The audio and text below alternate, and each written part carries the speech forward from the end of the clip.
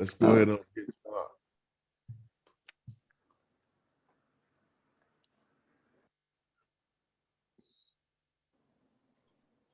And we pray.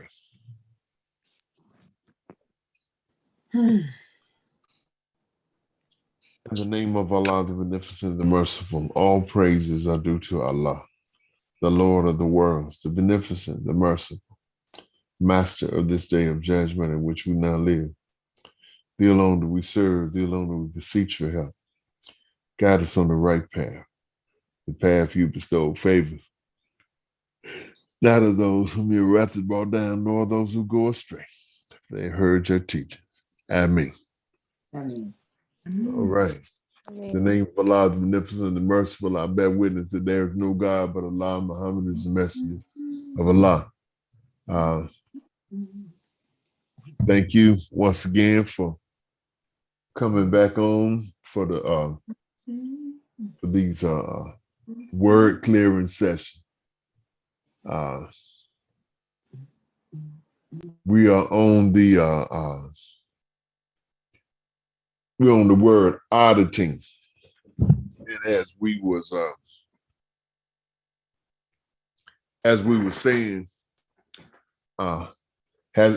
been saying for at least a couple of weeks now, since we've been on the word auditing, that this is one of the most misunderstood words that we've had, in my opinion.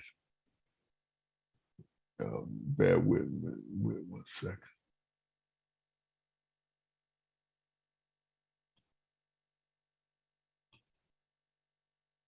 I'm trying to pull my auditing document back up. And so when we understand auditing, when we understand the basic meaning of auditing, then we are able to access, the processes. Some of the, we have certain built-in processes of auditing that we may not even be aware of. And I was, forgive me, I was impressed, I'll say, by Brother Abdul Malik use of the word auditing last week when we were on a Zoom call with him, and he was speaking to the auditors of the southern region, and so he did offer to us a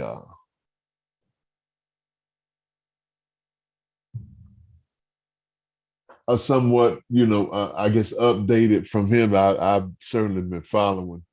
I've been following Brother Malik since he first got into Scientology and Dianetics.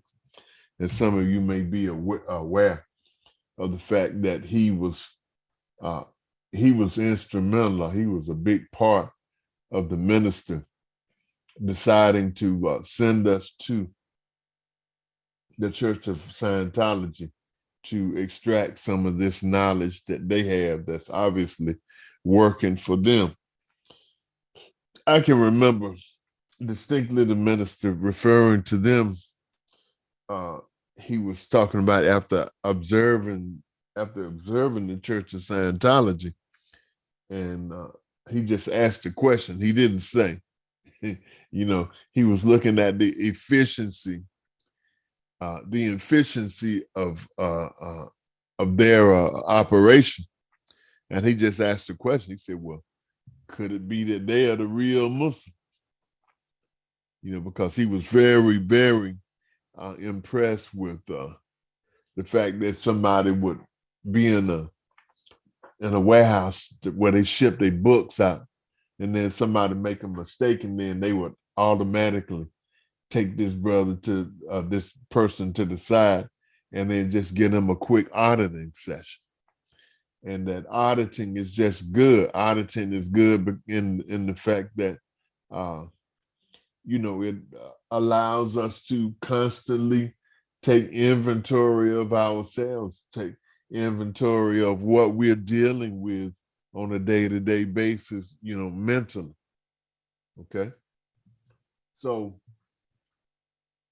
we on the word auditor, and I think I'm trying to see which definition that we left off. You said we resume on definition number 5 in the technical dictionary. Okay, thank you. And we have a new person, possibly 1415 telephone number. That's a South Carolina. I invited a guest, 803 area code. Yes. I invited Sister Deborah from March number 38. If at any time after you complete, before we close out on auditing, I would like for you to repeat what you said about energy, if you have the time. About what? Energy. Okay, you'll have to bring it back to my mind. Exactly when we were talking about it can't be destroyed or created. Right. And you said Dianetics does not, or L. Ron Hubbard does not recognize it. I said that's one way of looking at life after death, since we understand that energy cannot be destroyed. It only changes forms. Right. Yeah, they call that. Believe, go ahead. I'm sorry. Okay, I believe you said Dianetics does not, Scientology does not recognize it like that. Right. That's what they call in scientific circles, they call that the conservation of energy. That there is, in other words, he's saying that there is a finite amount of energy in the world, and of course, Mr. Hubbard is saying no, that's not true, because we as individuals can actually create energy, and he gives certain formulas in his he has a course called the source of life energy, which we will visit that before the end of the word clearing today. But thank you, sister. Okay. Okay. All right. Thank you, sir. Yes, ma'am. You're welcome. All right. So we did not Belinda, we did not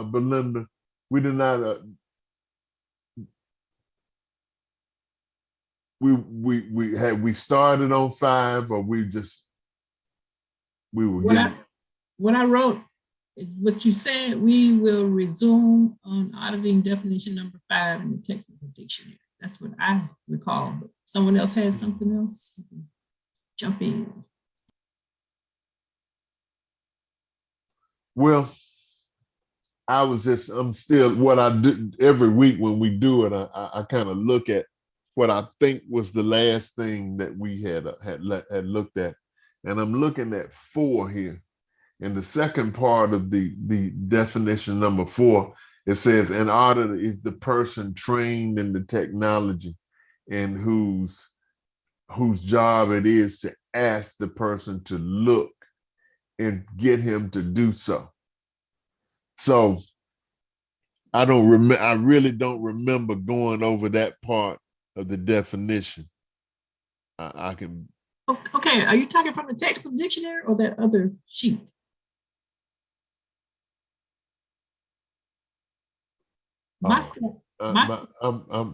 You are exactly right. I'm under auditor. Oh, okay. That's why I have to have people to have my back. Because, right, all right, I get you. You're and you're absolutely right. Now I see it now. Y'all have to bear with me because a lot of times this stuff kind of runs together, and I hadn't gotten to be clear yet. And even those who claim to be clear, they don't really have absolute perfect memory, but they just have better memory than the average person. And so anyway, we had just talked about the one definition of auditing is to get a result on a PC. Okay. Number 5, an activity of an auditor taking over the control of and shepherding the attention of a PC so as to bring about a higher level of confront ability. Okay. Brother Martin, Yes. I'm sorry. Did you expound on that to get a result on a PC, or that was just that? You didn't add anything to that, correct? Because according to my notes, I think that self-explanatory. That kind of explains itself. We can go a little bit deeper into that. I have what you said on it. It was Okay. one sentence. That's what we are getting, results. We wouldn't be on the call if we weren't getting results. Right. Through Honorable Elijah Muhammad and Ms. Lewis Farrakhan. Right. So in other words, and I'm glad you asked that question because it really frames, a lot of times you can get meaning from words just by framing them properly or posing. I think we just talked about that, about posing the questions. And so this is what we're doing as we study the technology, as we study these words, we're getting results. And even though the definition that I'm giving, part of the definition that I'm giving is not really so much in this particular document, it goes back to auditing. If you can look at it just like an IRS audit. You just, what they do is they just tell you to put all of your financial information on the table and let's look at it, you see. And so it really goes back to even what the Honorable Minister Louis Farrakhan tells us in the study guide. He said, examine, self-examination, self-analysis, and then self-correction. So that's what we do. When we are in this particular call, we are examining ourselves. We are examining ourselves, and then we are analyzing ourselves. And then in this process, hopefully we are discovering things that we can do to correct ourselves. After we examine ourselves, and then we are able to see that we may be lacking in some areas, or we may be doing too much, or whatever the analysis is, it's a matter of correcting ourselves. And we're talking about correction, we're talking about getting closer to Allah, getting close to the correct way. The correct way is the way of Allah. Okay. So it says, so number 4, to get a result on a PC, to get a result. That's why we are here. It's because we're getting some kind of result that's kind of lighting the fire in us and help us, we help us to get closer to Allah. And we know when we're getting closer because it feels different. We can feel the presence of Allah. Okay. So it says for number 5, an activity, auditing, of an auditor taking over the control of and shepherding. How about that? shepherding the attention of a PC so as to bring about a higher level of confrontability. So we are depicted in the scriptures as sheep, and a sheep has a shepherd. And the Honorable Minister Louis Farrakhan have referred to us on numerous occasions as sheep-like people, and because we are humble people. But then at the same time, it talks about us in our lessons. It says that we're easily led in the wrong direction and hard to lead in the right direction. And we're depicted just like the sheep that are led to slaughter. The sheep don't, sheep just go wherever you tell them to go. You know what I mean? Even though they go into the slaughterhouse. So an auditor takes over the control and shepherds the attention of a PC to bring about a higher level of confrontability. This is what makes this particular action that we're doing right now, the word clear, it makes it, in a sense, an auditing session. So we don't want, I say this because we don't want to put ourselves in a box when it comes to auditing. We say, well, I need auditing. And so we think oftentimes that just means that you got to sit down knee to knee to somebody, or you got to have some formalized auditing session. Realize that auditing can take place really just about anywhere. And how the Honorable Minister Louis Farrakhan teaches us that. He says that Allah audits him. He said he audits himself through the day. Now, the actual formal meaning of auditing, Mr. Hubbard, he says that we should not try to self-audit ourselves using the techniques and the procedures that are given to us in book 1, because that can be counterproductive. And that's a whole nother subject in itself. You don't really audit yourself, but you can process yourself. You see, it is possible to process yourself, and by doing things like what they call lock scanning. We'll go into that a little bit later. And then straight wire is not necessarily, you can straight wire yourself. Anytime you take a principle of the truth, and then you connect the dots. Anytime when you connecting the dots, that is an auditing action. So if I'm preaching, or if you are preaching, and then you connecting the dots to the teachings to say a real situation that a person is in, that is essentially an auditing session. And when we are able to look at these words that up to this point we had maybe a limited perception of what they meant, if we're able to take these words and then make these words make sense, that is really an auditing session, because what you're doing, you're auditing what your understanding of the word was, and then you are connecting them to a deeper meaning that you're being audited, okay? That is auditing. So it takes over control, and it gives you a higher level of confrontability. And see, to confront something means to, by definition, in Scientology, to confront something is to be there comfortably, to be there comfortably. And so what is to be there comfortably? To be patient, to be relaxed.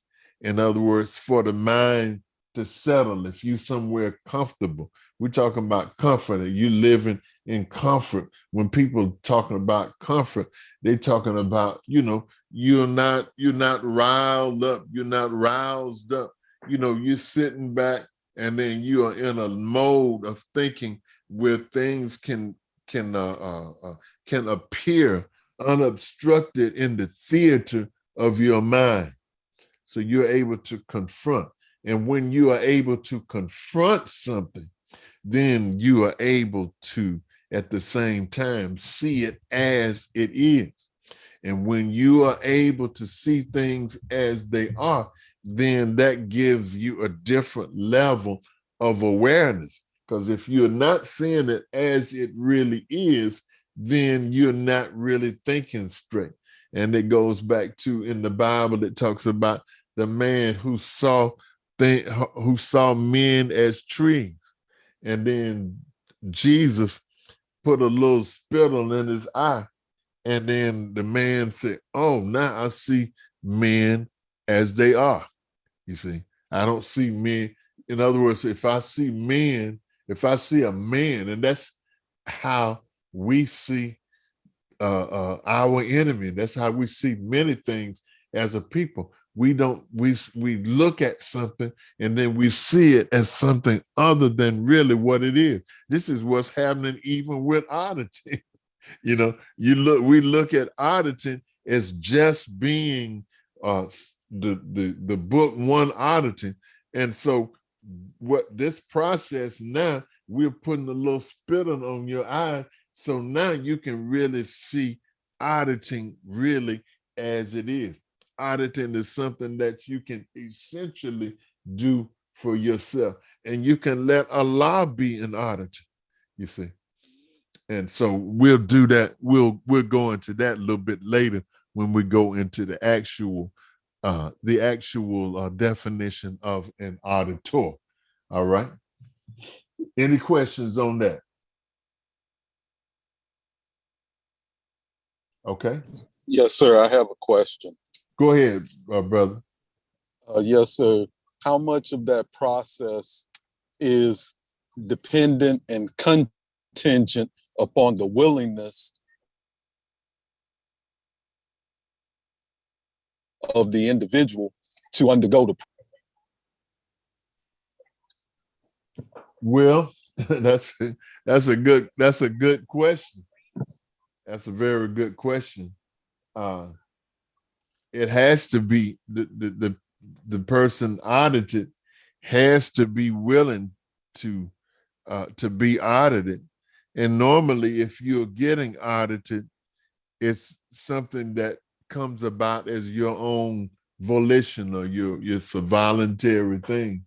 And to be honest with you, as Mr. Hubbard says, he talks about the people who want to be audited. He said that these are the cream of the crop, because what you have done is by declaring that you want to be audited, you have opened yourself up. You find that means that you, by the previous definition, and in other words, you are permitting someone else to shepherd your attention, someone else to shepherd your attention to things that bring about a high level of confrontability. And that even goes back even to the prayer. It's a difference between, surely I have I'm turning myself to you, Allah, as opposed to I am being turned. So if I am being turned to Allah, then that means that I am allowing Allah to shepherd me, because I don't have if I turn myself to Allah, well, then really, with the things that I've got implanted in me to this world, I may be turning myself to Allah, but I'm probably, in all likelihood, I'm turning myself to other things as well that may not be of Allah. But if Allah is the one that is turning me or shepherding me to Him, then He then I'm more open. He's dealing with more of a blank slate to start from. So that whole thing, like I said, like it says, the shepherding of the attention. So the person has to be willing to be shepherded. He has to be willing to be guided. And all of these things, even they're so apparent even in the prayers And that's why the prayers are like individual auditing sessions that we go through all throughout the day. So whenever you say, oh Allah, guide me on the right path, you're saying, well, Allah, shepherd me. You follow what I'm saying? Give me the, you are declaring a state of mind to be guided. And it really is a blessing to have the willingness to be shepherded, to be guided. You see, it's a blessing, to have a belief, to have faith. These things are blessings, you see. All right. So the short answer to your question, brother, yes, sir. And Mr. Hubbard have said that the people that desire auditing, these are the cream of the crop. And then you and I that's on this call now, we can consider ourselves, we come voluntarily because we want our attention to be focused on that which will help us to be a better person, which happens to be part of it, our ability to confront anything, to confront reality, because any mistake that we make in our life, if we are able to confront that particular mistake, if you fell off of a bicycle, the best way to correct the mistake that you made falling off of the bicycle is to get back on the bicycle. It's to confront it, to confront the whatever aspect of the incident that may be bothering you. I mean, if you fell off and you hurt, and then by confronting this particular thing over and over again until the pain of the hurt, the way that the incident making you feel a certain way, you are able to reduce that and get that incident out of the way of you getting back on the bicycle or it affecting you in the future. Because oftentimes we have incidents that can basically go with us all the days of our life because we haven't confronted. So the auditor, you may not be able to, it may be hard for you to think about it. But if you've got an auditor that understands what this particular incident is, if the auditor can shepherd you, can lead you to that place where you can confront that particular thing, that is what auditing is, allowing you, taking you to a place where you can take full inventory of this particular thing that you may have up to that point only had the ability to take partial inventory. The other part might be a little hard for you to take on your own. And so the auditing is, you have Scientology auditing, and then you have Dianetics auditing. In Dianetics auditing, you are brought, you are shepherded, you are, it is brought to your attention certain incidents that may be painful, and they may be painful for you to just talk about it yourself. But if you've got an auditor, then the combination of the auditor and you are able to overcome the strong negative feelings that you had about this particular thing. And then as in the process of auditing, the auditor helps you to confront this particular thing.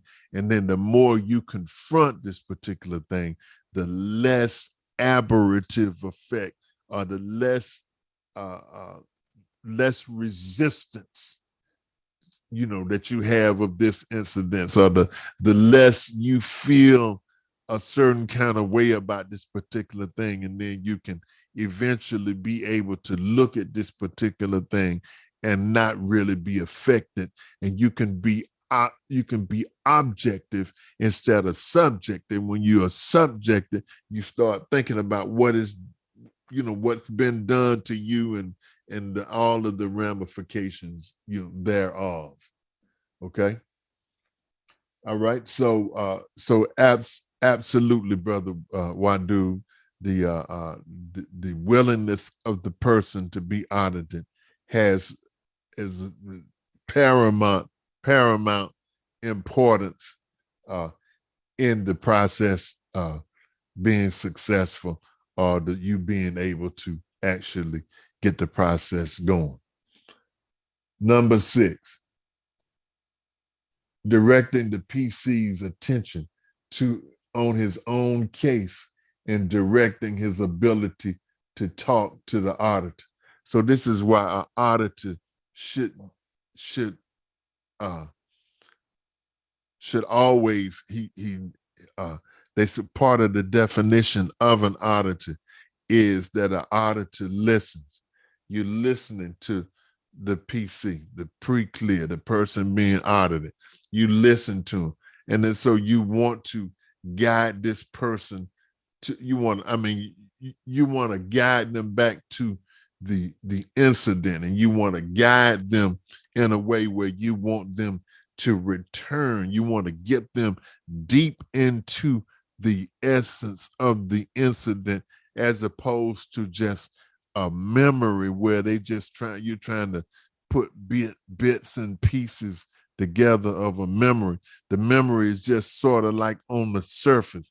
But Mr. Hubbard discovered this thing called returning, where you actually direct your attention all the way into the incident and into what they call the facsimile, which is a heavy engram, a recording of the incident.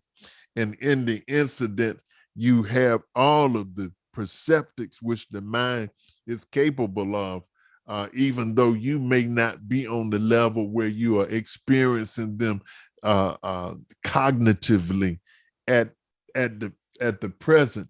You actually have, Mr. Hubbard had discovered, I think it was in the neighborhood of 56 to 58 perceptics.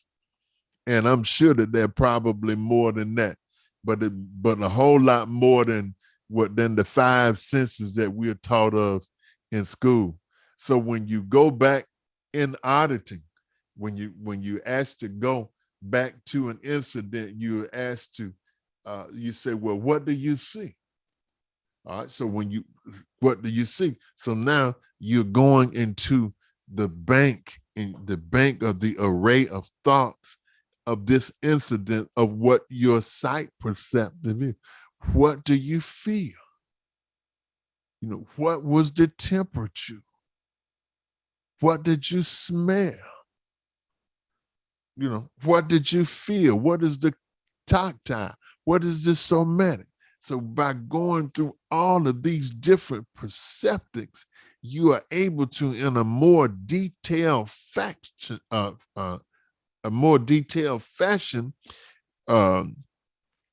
re-experience and get right in the middle of this incident, and to see it and to perceive it as it is. And see, once you're able to see it as it is, then the more, to the extent that you are able to see it as it is, then the negative charge, the negative ramifications of this particular incident becomes less and less, and it strips the incident of its ability to make you think crooked or want to avoid it in the future. Sister Ani, go ahead.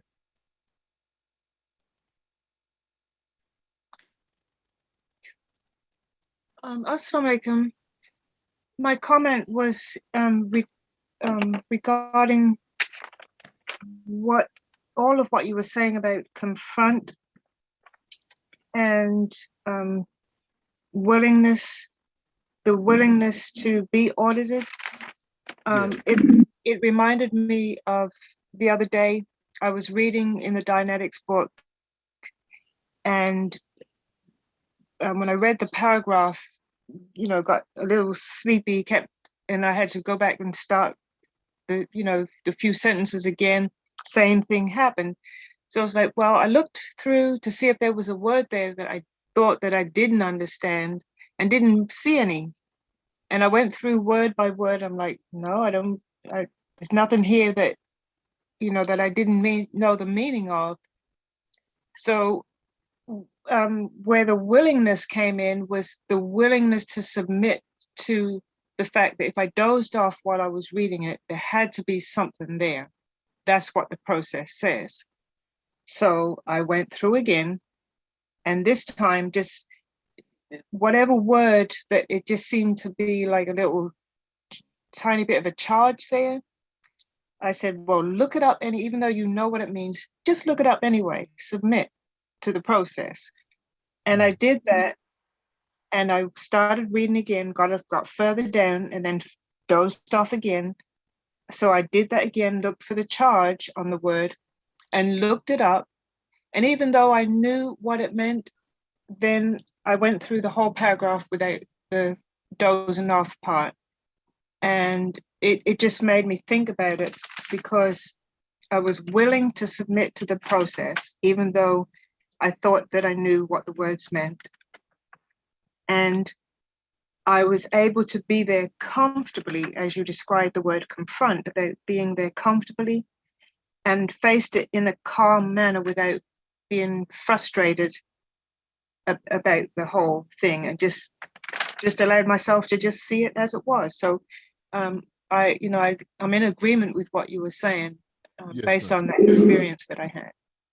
Thank you. All praises due to Allah.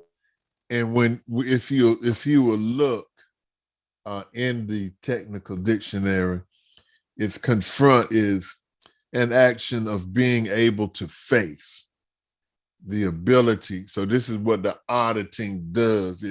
It increases your ability to face something, the ability to be there comfortably and perceive. All right.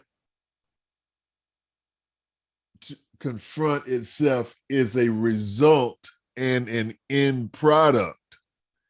It itself isn't a doingness. It's an ability. So you have varying degrees of ability to confront. And so that's why you go over it many times. So sometimes you go over these incidents, you go over it, and then you go through it, and then you go over it again, and you keep on till you get to the point where you by going over it, you gain the ability to confront. See, and that's what auditing is. Auditing gives you a greater ability to confront. And so, as we said, we have gradients of perspective. And I really like how you put that this morning, brother Wadu, and it gave me a better way of explaining it when you start talking about it's a gradient of perspective. See, and then you have a low level of perspective, a lower level, and then your it graduates up to higher levels of perspectives. Or you have a certain level of being able to comprehend, and then this level of comprehension, it graduates up to a higher level of comprehension. And so this is one of the big things that we have. This is really the meat of auditing, is being able to confront. See, but it is an ability, and it is an ability that is acquired gradiently. just starting off, well, what do you see? All right. I'm walking through the woods, and it's just about sundown. What do you hear? I hear noises of crickets and so on, so on, so. And so what you're doing is that just layer by layer, you're just taking it one layer at a time. This is just an example, though. You're taking it one layer at a time. You are introducing all of the different perceptics. And so by introducing the additional perceptics, you are gaining an additional ability to confront, to see it as it is. You know, where, okay, so then you had something jumped out of the bushes and bit you. All right, so when you get bitten, now this pain has taken the objective perspective away from you now, because the only thing you can focus on now is the doggone pain.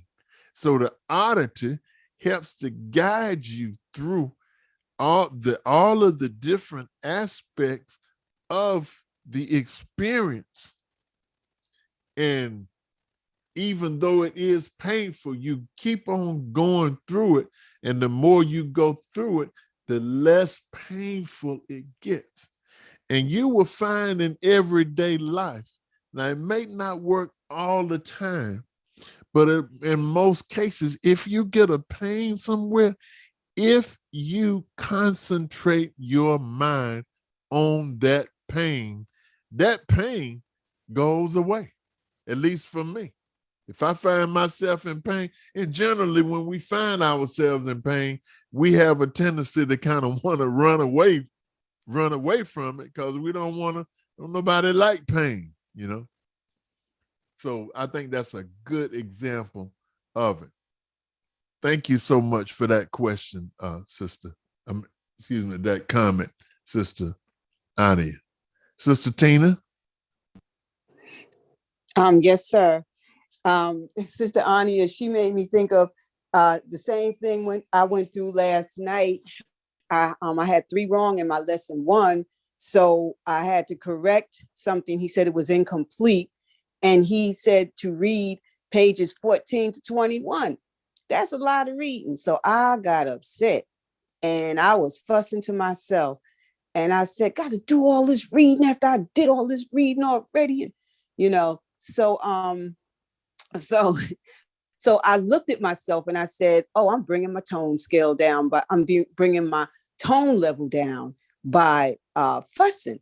So I stopped fussing, and I let my mind submit, like Sister Ania said, and I went through the reading, and it was dealing with the clear. What are the attributes of a clear? And while I was finding what I needed to find in the pages, it was actually an auditing session for me, because I discovered stuff that I really had not seen in regards to the clear. And I said, wow. So my tone level rose up because I was comprehending more. And I found myself thanking Allah for being corrected, and my enthusiasm, increased. So yes, sir. All right.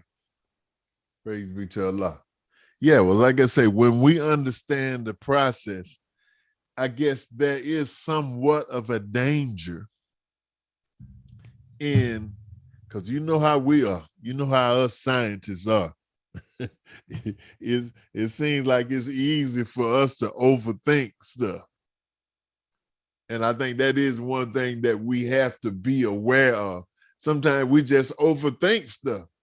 The answer is just real simple. The answer be so simple sometimes it gets past us. It goes back to, like we talking about this morning. We were talking about what is life. Life ain't nothing but integrity. I mean, I mean, if you really trying to make a better person out of yourself, look, develop your character. Say what you mean and mean what you say. Integrity, character. These are the things that really, at the end of the day, make us one with God, because God says, he said, heaven and earth will pass away before one tick of my word shall fail. And in the prayers, it says, bestow on Muhammad the means, the greatness and high dignity, and elevate him to the place which thou hast promised him. Verily, thou never breakest thy promise. Now, never is a long time, ain't that what the song said? Never is a long, never say never, but never is a long time. Well, God can say it because he has reached that particular threshold. And this is the threshold that you and I are approaching. We are approaching, because see so what happens, how do we get to that particular threshold, is by auditing, by examining ourselves, analyzing ourselves, and then self-examination, self-analysis, self-correction. See? And these are just core things. It ain't how much you know. Not so much how much you know, because you got people that don't know as much as you and I know. And we know a lot, because we talking some shown up, straight up knowledge, in this piece, as they would say, the rapper would say. But what the I think is in Corinthians he say, I can speak with the tongue of angels and I can do all of this beautiful stuff. But if I have not love, so study what love is. Love, it goes back to what we were saying. Love, the components of love is affinity, reality, and communication. Love is an expression, is the highest expression of character. And then when we begin to study the various components of love, and we see how all of this stuff, love, light, understanding, integrity, ethics, keeping your word, all of these things are really the same. And these are the things that unify us with the creator of the universe. Brother Wadu. Yes, sir. Anything that I may have said earlier that helped in any way, I want to definitely give all praise to Allah. But I had a question now in regard to, would the word ready, R-E-A-D-Y, be a harmonic for the word willing? That one has to also be ready to, especially knowing that a measure of confrontation lies in the auditing process. Do they also have to be ready? And is that a harmonic of willing? That's a good one there, brother. Ready to me means willing might be a harmonic already.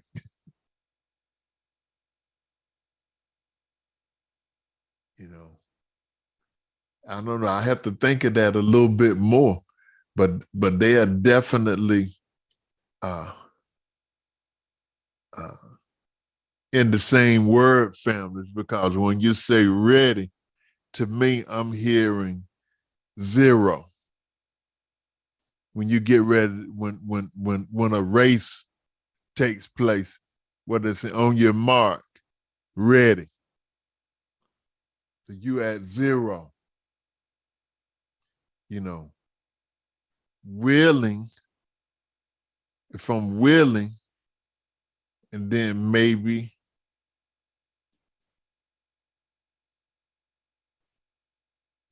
I don't know, maybe you have to be willing. Do you have to be ready to be willing, or do you have to be willing to be ready? That's why I say, seems like willingness might be a harmonic of readiness.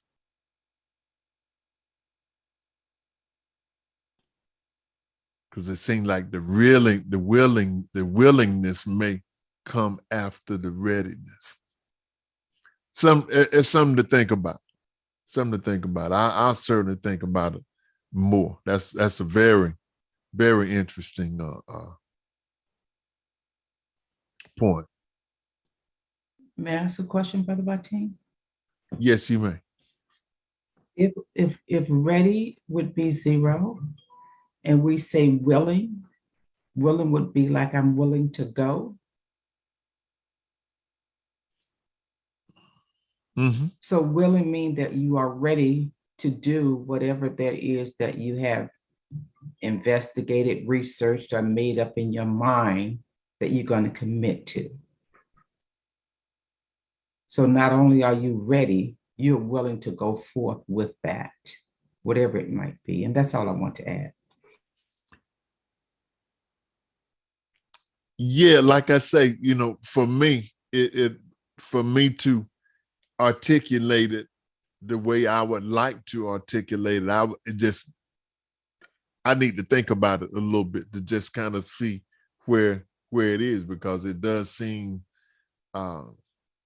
they're very closely related. But if I say I'm ready, to me ready, I associate that with zero. And then willing, it seems to be a higher harmonic, just thinking of it right offhand. And it is something that I would just need to think about a little bit. And inshallah, I'll put it on my list here. So inshallah, maybe on we'll take it up on word clearing on Thursday. Ready. Because, you know, we talk about ready, willing. I'm ready, willing, and able. You know. Go ahead. I'm sorry, Belinda. You just picked up on what I was going to say. I was thinking of a cycle of action: ready, willing, and able. Ready at zero, and then you take action with your willingness, and then you become able.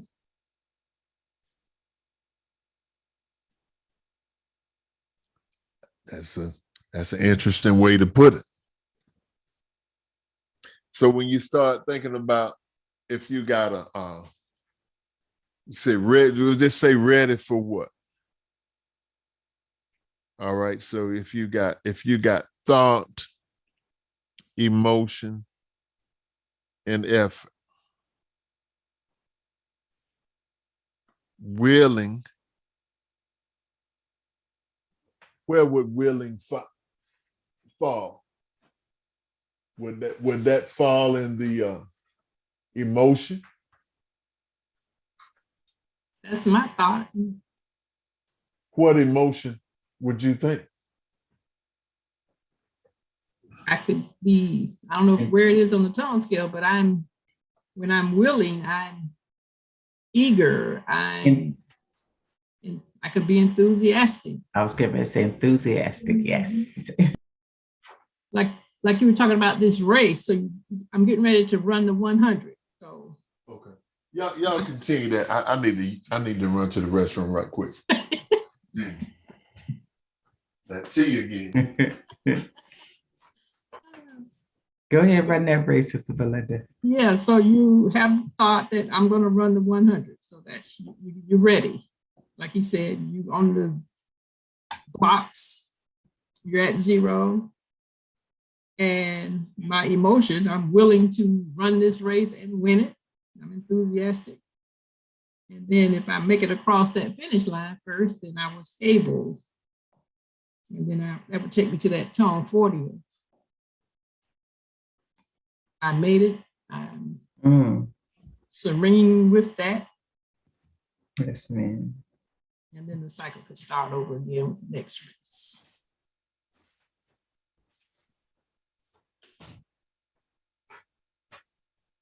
Yeah, it really opens up. It opens up a lot of different things. When you start talking about ready, willing, and able. And I think I'm gonna look deeper into that. Somebody said something? Just ready to slip out. I was just gonna say, I think about, they said in the church, I'm willing and able. I think it's part of the benediction to those who are willing and able. Mm-hmm.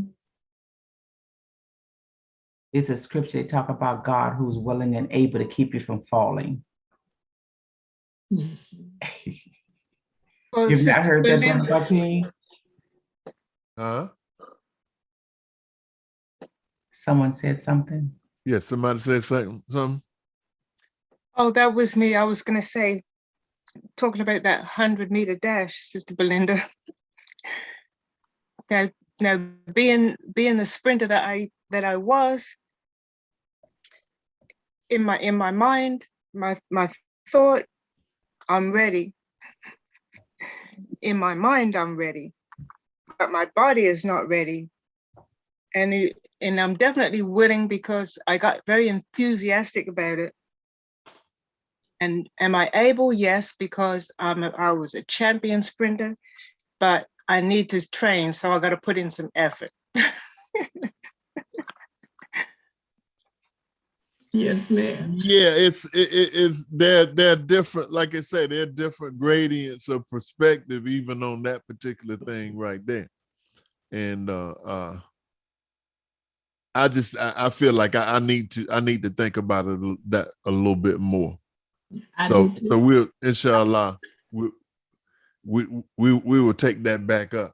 But before we go, we just wanted to at least very briefly talk about Sister Carol had asked about the thing we talked about energy, and Mr. Hubbard talks about the conservation of energy, and that's what it's referred to in scientific circles, is when energy cannot be created or destroyed. Well, then where did it come from if it wasn't created, if it wasn't already here?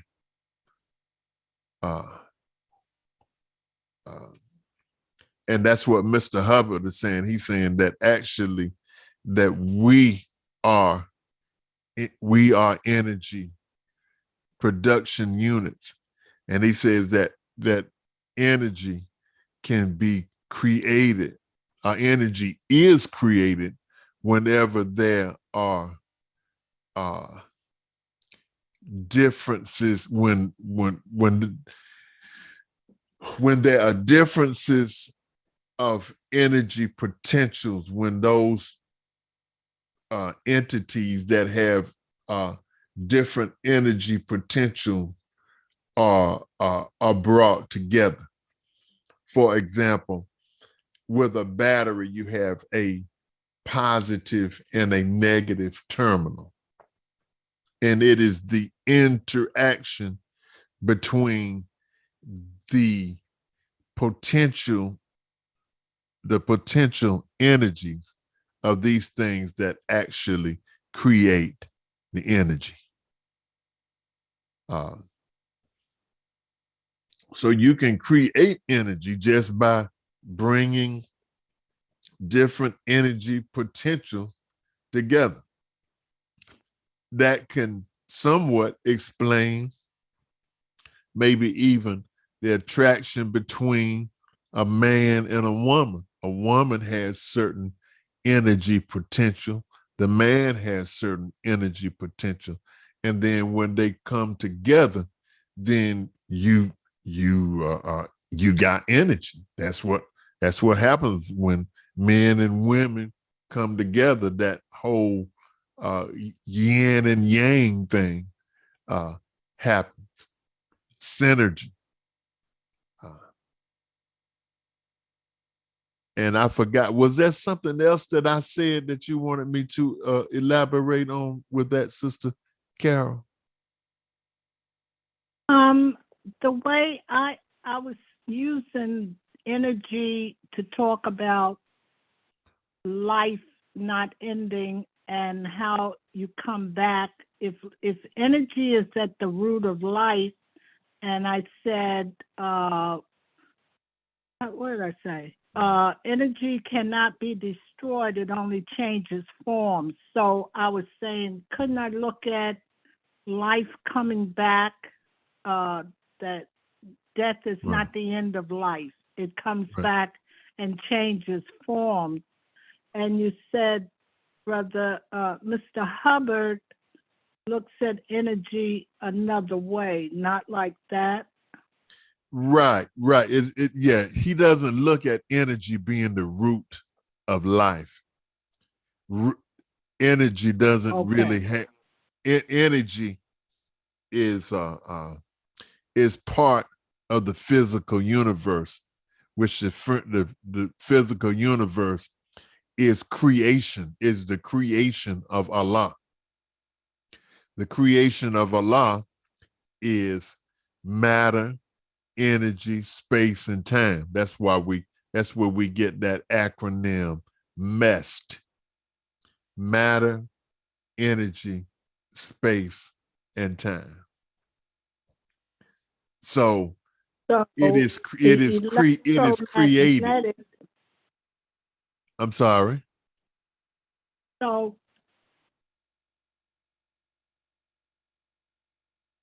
I don't know how to ask the question.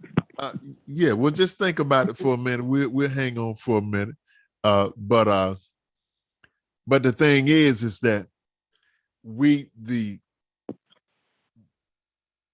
and that's why, like I say, it's challenging, and but we at the same time we have to be up to the challenge, because see what he's saying that all of this idea of mess comes from what we call the static, and the static is one of the best. The static is how he describes Allah. Is that Allah? If Allah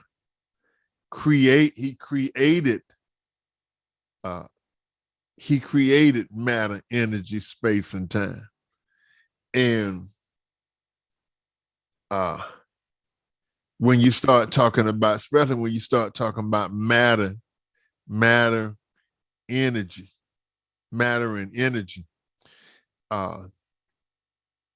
energy is on one side of the one end of the gradient. Energy is on one end of the gradient. Matter is on the other end. And I think it was Brother Wadu too that was explaining to us the E equals MC squared that Einstein gave. And it in essence talks about how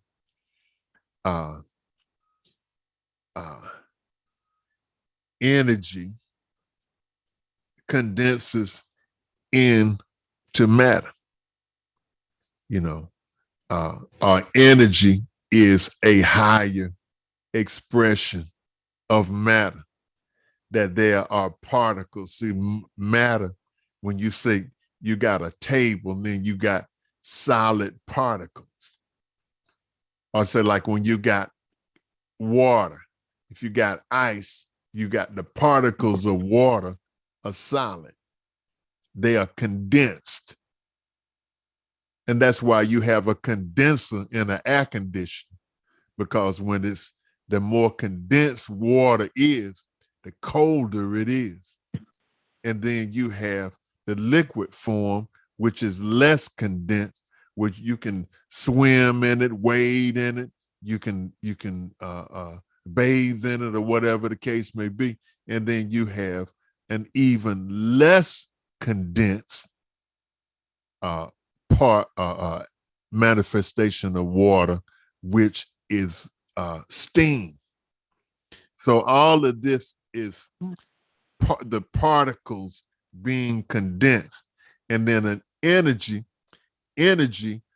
is particles that are even thinner, are even smaller,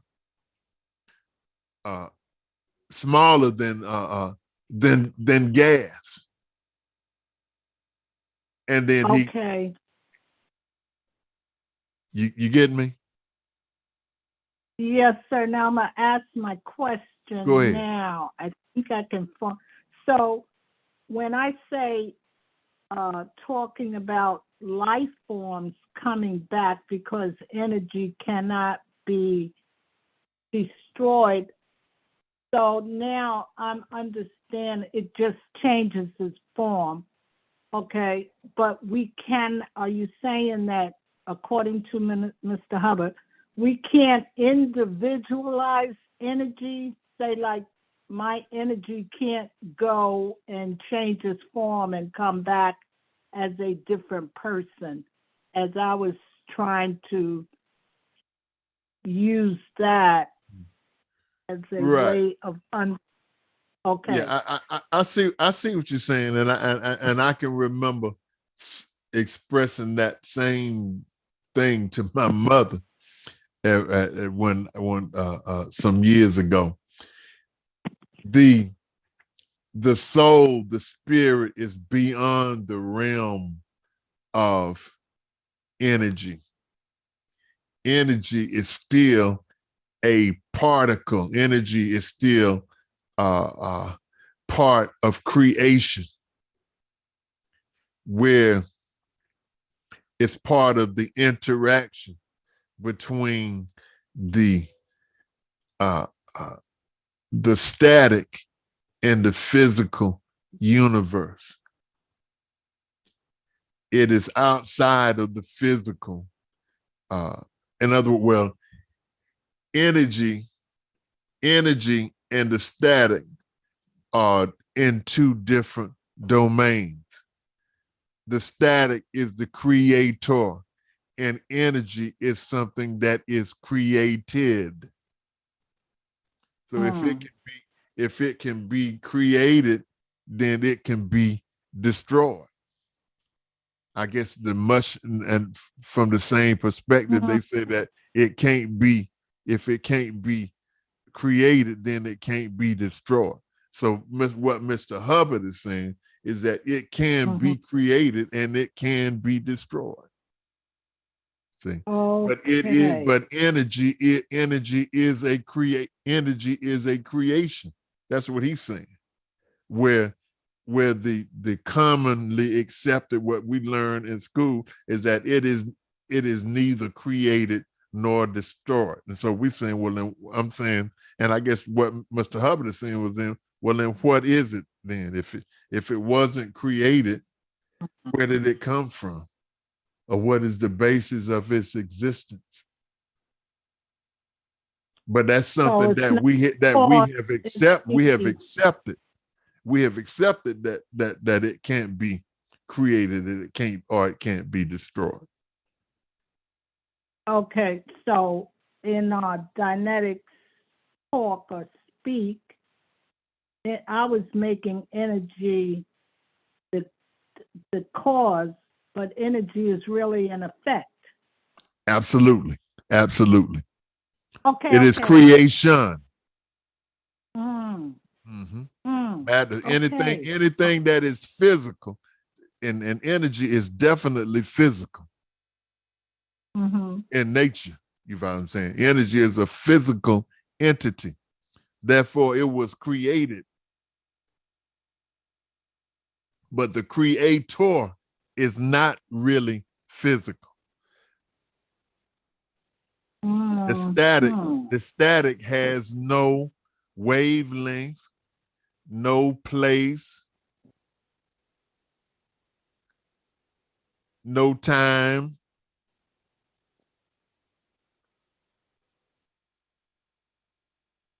Mm-hmm. You see. Okay, I'm That's getting it. Thank you. Thank you, sister. Go ahead, brother Wadu. Yes, sir. And knowing that time is upon us, I just wanted to add to this discussion from our teachings as well, that, and having been an electrician, that electricity is the most mysterious force in the universe, but yet electricity is an energy. And it's just my speculation that the creator somehow was able to harness that spark in the darkness, which I think was electricity, and cause that electricity to become matter. As we know, the human body has electricity within it. As we talked about this morning, the life and death processes, we monitor the activity, the electrical energy inside of different cells to be able to determine whether they are alive or not. So I just wanted to add that component of how mysterious electricity is and how far back it goes, that even the most honorable Elijah Muhammad taught and teaches us that it is the most mysterious force in the universe. Yes, sir. And I think that Mr. Hubbard takes some of the mystery out of it by giving us, in a source of energy lecture, when he says that energy is a result of energy potentials. And it could be that when the original God was thinking himself out of darkness, and when he began to differentiate, to think, I guess, as we are taught that there was something here, and I guess as his discovery of whatever the material of the darkness was, that if there was different energy potential, then energy could be produced. So anyway, that's a very interesting thing. And like the minister, I never heard the messenger say that, but I remember the minister saying that that's the most mysterious thing. But keep in mind that in the day of the seventh angel, that the mystery of God will be finished, and that we're coming out of the time of mystery. And it may be the most mysterious, and I don't disagree with that. I ain't got no authority to disagree with that. But realize that says someplace in the Bible that said no man has ever seen God. Say that in the Bible. But it could mean that no man up to that point had seen God. When that scripture was written, no man had, it could have been referring to that. So just always look at it from the perspective is that we're going into a new world, and that Allah makes all things new, and that we have to seek refuge in Allah for his guidance. That's what we talked about. We seek refuge in Allah. That means we open ourselves up for the guidance of Allah, and we are able, through his guidance, for him to guide us into new frontiers of thought, because Allah makes all things new. And so he presents us with data that break, to a degree, the data that he presents us with, it breaks us up from our agreement with what the world has presented to us. And then as we progress on the level of our belief, then we get the new pictures in our mind that are the basis of faith. We see a new world coming into existence that will be like, say, when the light shines, then darkness disappears. So thank you, everybody. We're going over 15, 16, 17 minutes.